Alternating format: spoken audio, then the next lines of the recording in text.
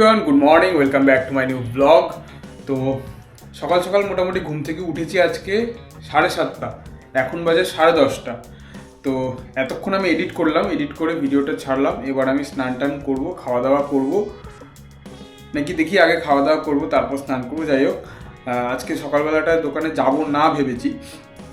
তার মেন কারণ হচ্ছে ওই যে ক্লক টাওয়ারটা যেটা আমি বানাচ্ছি সেইটা কমপ্লিট করতে হবে আমাকে, সেই জন্য একটু দিদির বাড়িতে যেতে হবে তার জন্য। তো দেখি যাই, আরও কয়েকটা রং টং কেনার রয়েছে, ওগুলো আগে কিনতে হবে, কিনে তারপর যেতে হবে। তো তাড়াতাড়ি করতে হবে, নয়তো লেট হয়ে যাবে বড্ড। অলরেডি 10:30 বেজে গেছে। মোটামুটি আমি চাই যে 11:30 মধ্যে যেন ঢুকে যাওয়ার ওখানটায়, নয়তো মানে ওটা কমপ্লিট করতে অনেকটা সমস্যা হয়ে যাবে। এমনি স্ট্রাকচার রেডি হয়ে গেছে, সেটা তো আপনারা আগের ভিডিওতেই দেখলেন। মোটামুটি স্ট্রাকচার রেডি হয়ে গেছে, এবারে কালারটা করতে হবে। জানি না কেমন হয়েছে, আপনারাই বলবেন, কমেন্টে বলুন যে এটা কেমন হয়েছে না হয়েছে। আর না হলে আপনারা একটু বলে দিন যে এটা আরও ভালো কীভাবে করা যেতে পারে।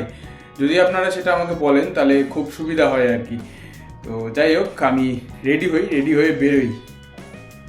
তো আমি মোটামুটি স্নান টান করে খাওয়া দাওয়া করে রেডি হয়ে বেরোচ্ছি।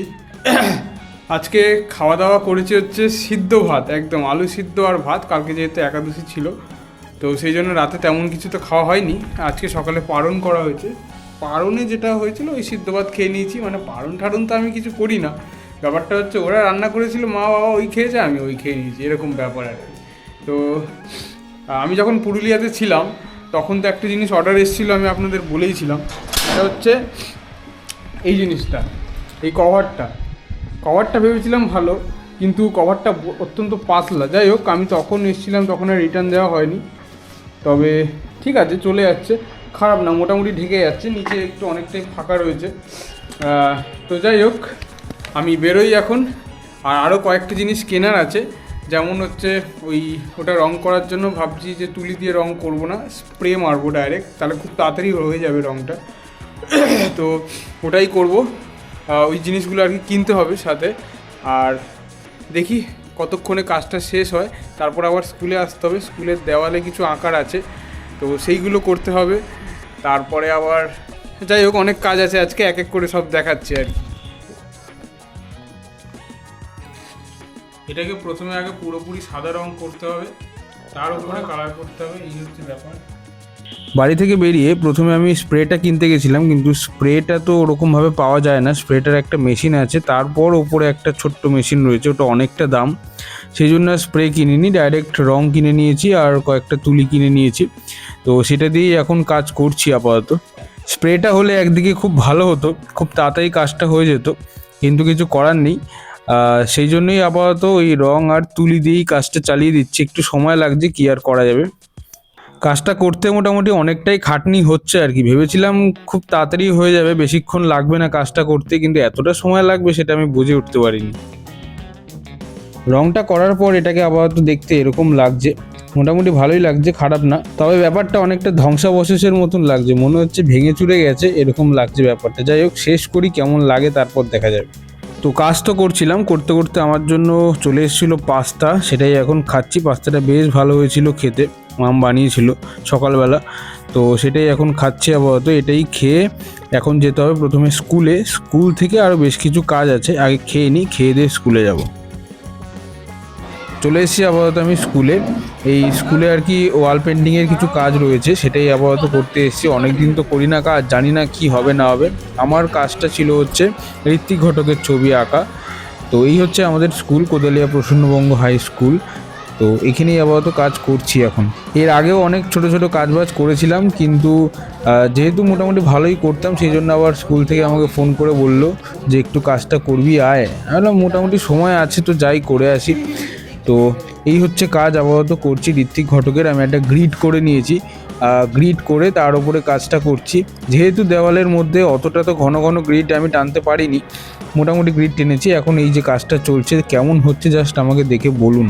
আজকে ঠিক করেছি শুধু আঁকবো, এঁকে কালারটা পরের দিন করব, দেখা যাক কেমন হয় না হয়। আঁকাটা প্রায় শেষের পথেই রয়েছে, এই দেওয়ালে কাজ করতে একটা কারণেই অসুবিধা হচ্ছে, সেটা হলো এই যে 75 ইয়ার্সের যে ইন্ডিপেন্ডেন্স ডের যে একটা ছবিটা রয়েছে তার মাঝখান দিয়ে আমাকে আঁকতে হচ্ছে, সেই জন্য আমাকে মেজারমেন্ট করতেও বেশ প্রবলেম হচ্ছে। তাও কোনো রকমভাবে এদিক ওদিক করে করার চেষ্টা করছি, তো জানি না কেমন হচ্ছে না হচ্ছে। অনেক দিন পোর্ট্রেট করি না, তো মানে বুঝতেও পারছি না ঠিকঠাক কী হচ্ছে।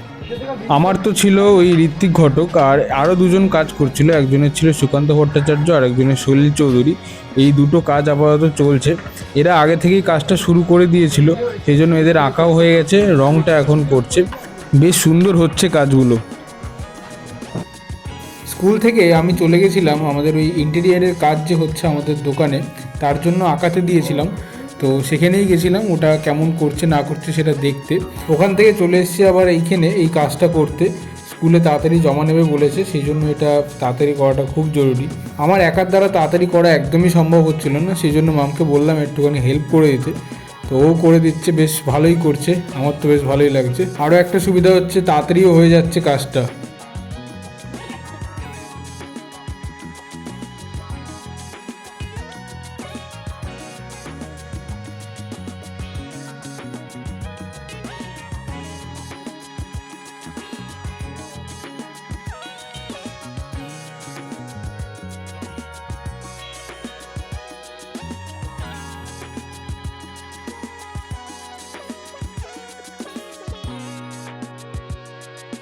ওদিকের কাজ মোটামুটি শেষ করে এখন চলে এসেছি দোকানে, যেমন রোজ আসি তেমনই।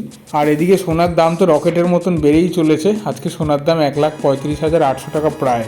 আর রূপো তো একদমই ধরাছোঁয়ার বাইরে, আর কিছু বলার নেই। রূপোর দাম হচ্ছে 1 গ্রাম 278 টাকা প্রায়। তাই বলবো সোনার রূপো কেনার ক্ষেত্রে বেশি না ভাবাই ভালো। যাই হোক, এখন আপাতত দোকানে আছি, কাজবাজ মোটামুটি যা থাকবে করব, করে বাড়ির দিকে চলে যাবো।